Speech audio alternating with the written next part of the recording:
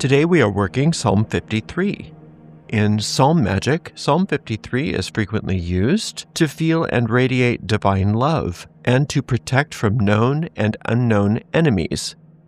And today I'm going to gear Psalm 53 to the elimination of unhealthy habits. The way we work Psalm Magic is simple, easy, and effective. We take the psalm in question and we speak it all the way through once without stopping. This is frequently known as an incantation. After we've finished that, we go back through the psalm and we consider each verse one at a time. We search for hidden, often called occult, meanings that lie within each verse. And we do our best to apply whatever we find to the situation that we brought to the psalm. And it's through this digging, searching, finding, and applying that we are shaking loose the magic seeds inherent in the psalm that are necessary for our spell. And then those seeds get planted in the depths of our minds, where they take root. They grow, they blossom forth, and they bear fruit after their kind. And that is exactly what we are going to do together right now with Psalm 53. The fool hath said in his heart, there is no God. Corrupt are they, and have done abominable iniquity.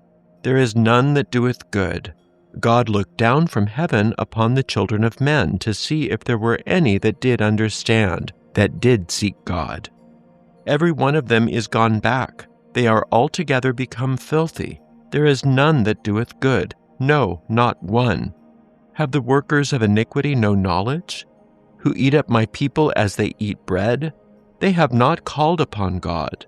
There were they in great fear when no fear was. For God hath scattered the bones of him that encampeth against thee.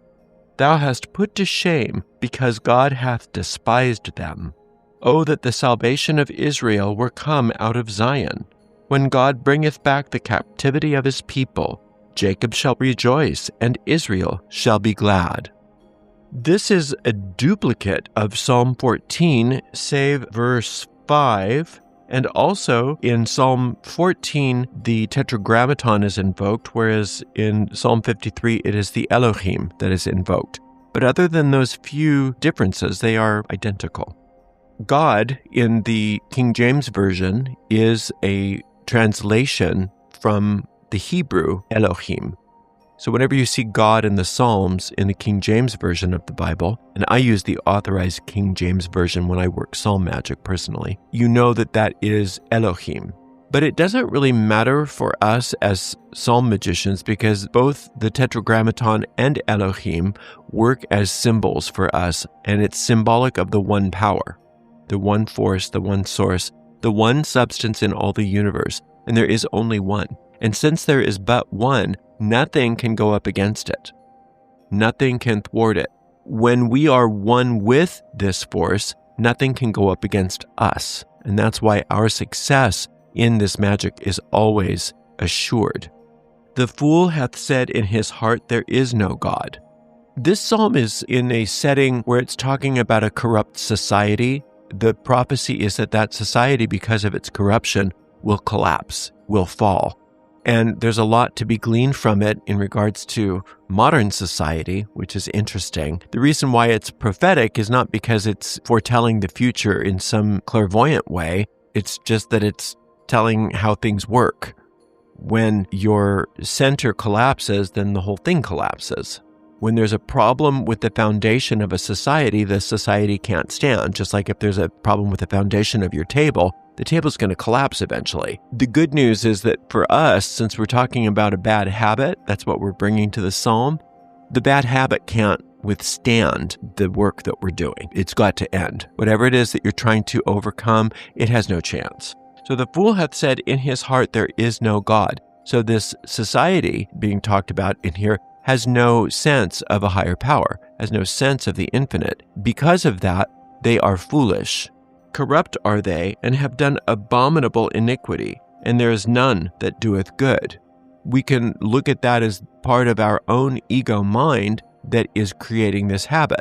The reason why the ego would create a destructive habit for us is because the ego is self-destructive in nature. And since the ego is what is being discussed here, the corrupt society that it's talking about, we're applying that to the ego itself.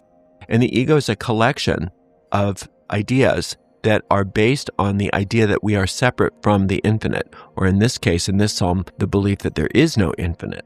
Since they're corrupt and they've done abominable iniquity, in other words, my cigarette smoking is ruining my health, or my overspending is ruining my bank account, whatever your habit is, it's doing abominable iniquity. And there is none that doeth good. There's nothing good about this habit. It's coming out of a desire for self-destruction that the ego has concocted for you. God looked down from heaven upon the children of men to see if there were any that did understand, that did seek God. So in this setting, the infinite is peering into the society to see, is anything good here? Is anybody doing anything good? Since we're talking about our habit, the infinite is looking at this habit and saying, is there something good about this? But alas, nothing is good.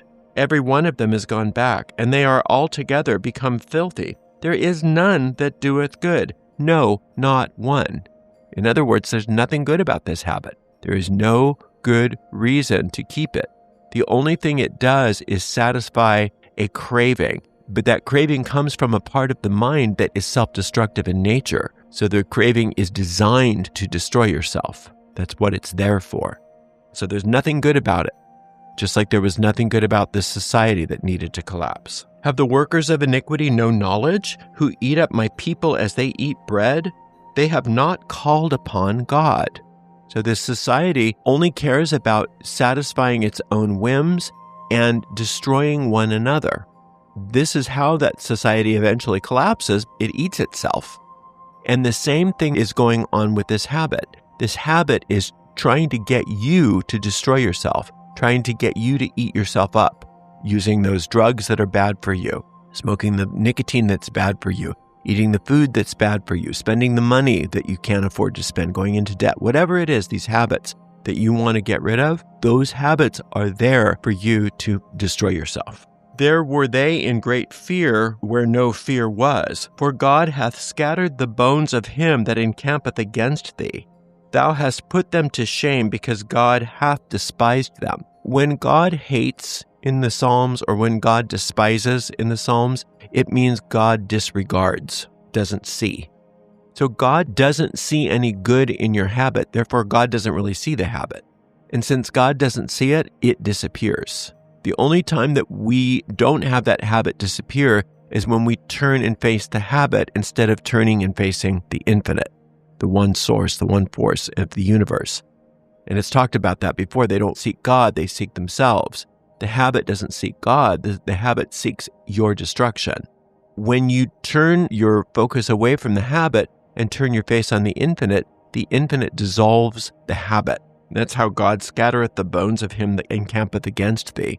It's not that God is attacking, it's that God disregards. And if God doesn't see something, it can't exist.